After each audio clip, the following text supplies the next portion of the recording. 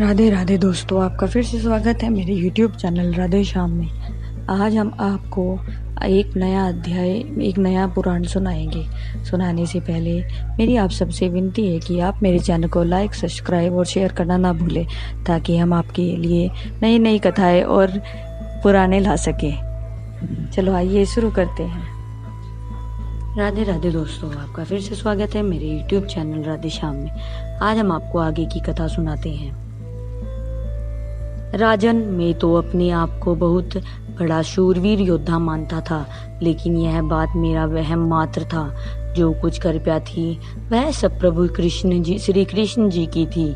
उन्होंने हम पर अनेकों उपकार किए हैं। जब युद्ध के मैदान में भीष्म पितामह, गुरु द्रोणाचार्य और कर्ण अश्वत्थामा जैसे महान शूरवीर योद्धाओं ने अपने बाणों से हमें मृत्यु देनी चाहिए, प्रभु श्री कृष्ण जी उन बाणों को अपने शरीर पर ओढ़कर हम सबके प्राण बचाते रहे और सदैव अपने सुदर्शन चक्र से हम सबके प्राणों की रक्षा करते रहे।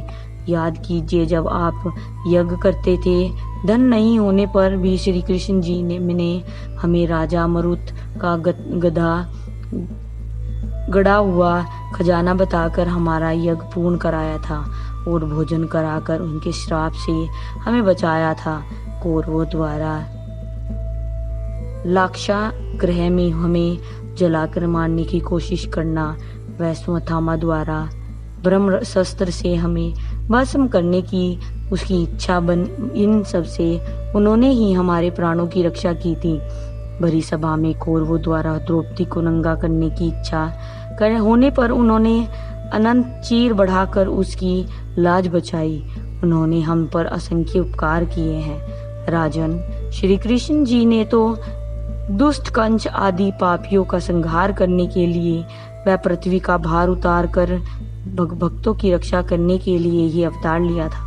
प्रभु श्री कृष्ण जी ने जब देखा कि महाभारत से पृथ्वी का काफी भार उतर गया है, लेकिन अभी भी असंख्य यदुवंशी ऐसे सूरवीर हैं जो इस पृथ्वी पर भार हैं, उन्होंने उनको स्वयं अपने हाथ से ना मारकर उनको दुर्वासा का श्राप दिलवा दिया, जिससे वे सारे स्वयं लड़कर नष्ट हो जाएं। जैसे घने वन में पेड़ और अपने आप अग्नि पैदा कर स्वयं जल जाते हैं, उसके पश्चात आप भी एक व्यर्ग भील के तीर का बहाना बनाकर अंतर्ध्यान हो गए। उस समय वे उस विभत्स दर्शन को देखकर मैं भी उसी समय अपना शरीर त्याग देता, किंतु श्री कृष्ण जी के द्वारा दिए हुए गीता का ज्ञान और द्वारका की धन संपत्ति को और स्त्रियों को सकुशल हस्तिनापुर ले जाना, उनकी इस आज्ञा का पालन करने में मेरा अपना शरीर नहीं त्याग सका।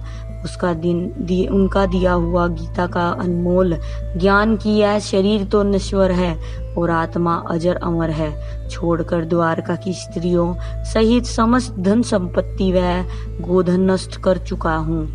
इसलिए अब हमें उनके ध्यान में अपने शरीर का त्याग कर देना चाहिए। श्री सूत जी बोले, अर्जुन के मुख से प्रभु श्री कृष्ण जी के अंतर्ध्यान की बात सुनकर युधिष्ठिर जोर जोर से रोने लगे। राजा युधिष्ठिर को इस तरह विलाप करता देख भीम, नकुल, सहदेव और वहां उपस्थित समस्त दरबारी भी जोर जोर से रोने लगे। जैसे ही यह दुख भरी सभा में रनिवास में माता कुंती, द्रौपदी आदि स्त्रियों को पता चली, तो वह सब भी जोर जोर से रोने लगी। इस दुखद घटना को सुनकर माता कुंती ने उसी समय अपना शरीर त्याग दिया।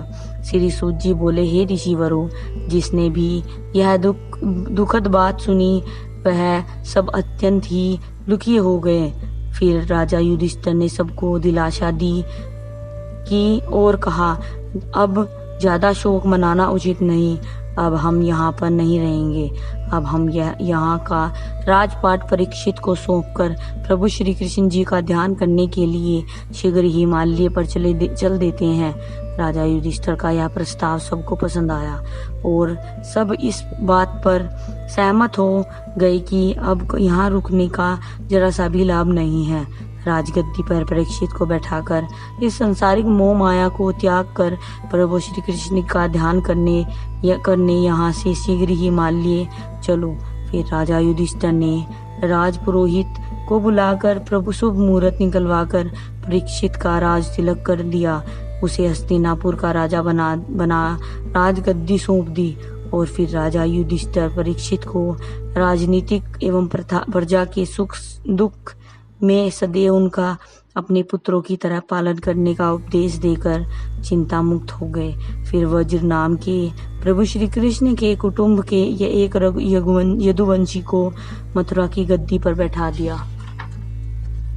इन सब कार्यों को करने के पश्चात फिर युधिष्ठिर, अर्जुन, भीम, नकुल, सहदेव और द्रौपदी ने राजसी वस्त्रों व आभूषणों को उतार दिया तथा ब्राह्मण, याचक आदि को उचित दान दक्षिणा देकर बलकल वस्त्र पहनकर प्रभु श्री कृष्ण जी के ध्यान के लिए हिमालय पर्वत की ऊंची पर बर्फ की सफेद चादरों से ढकी हुई चोटी पर पहुंचकर युधिष्ठिर, भीम, नकुल, अर्जुन, सहदेव और द्रौपदी प्रभु श्री कृष्ण जी के ध्यान में मग्न होकर इस नश्वर शरीर को त्याग कर वैकुंठ चले गए और विदुर जी प्रभास क्षेत्र में अपना शरीर त्याग कर देवलोक चले गए।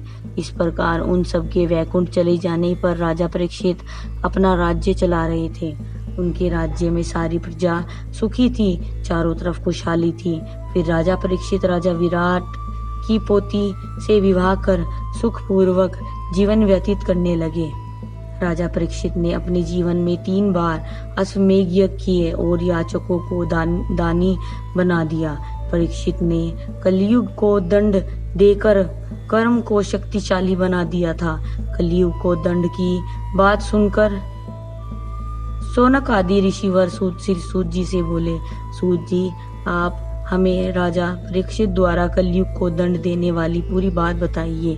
सौनक आदि ऋषिवरों की बात सुनकर श्री सूत जी बोले, राजा परीक्षित ने 7 द्वीप Asia, Europe, Australia, Africa, New Zealand, America, उत्तरी अमेरिका और दक्षिणी अमेरिका को जीतकर अपने विजय की पताका फहरा दी थी। राजा परीक्षित सदैव अपने पुत्रों की तरह अपनी प्रजा का सुख दुख में ध्यान रखते थे। उनके राज में हर तरफ खुशहाली थी। एक दिन राजा परीक्षित ने सोचा कि महाराज युधिष्ठिर के समय द्वापर युग था, अब कलयुग प्रारंभ हो चुका है। अब मुझे अपने राज्य में घूम फिर कर देखना चाहिए कि कलयुग कहीं मेरी प्रजा को दुखी तो नहीं कर रहा है। आज की कथा में समाप्त करते हैं, आगे की कथा आपको कल सुनाएंगे। राधे राधे राधे राधे राधे राधे, जय श्री कृष्ण। अगर आपको मेरी वीडियो अच्छी लगी तो बेल आइकन दबाना ना भूलें ताकि आपको मेरे आने वाली वीडियोस का नोटिफिकेशन मिलता रहे। धन्यवाद। ओम नमः शिवाय।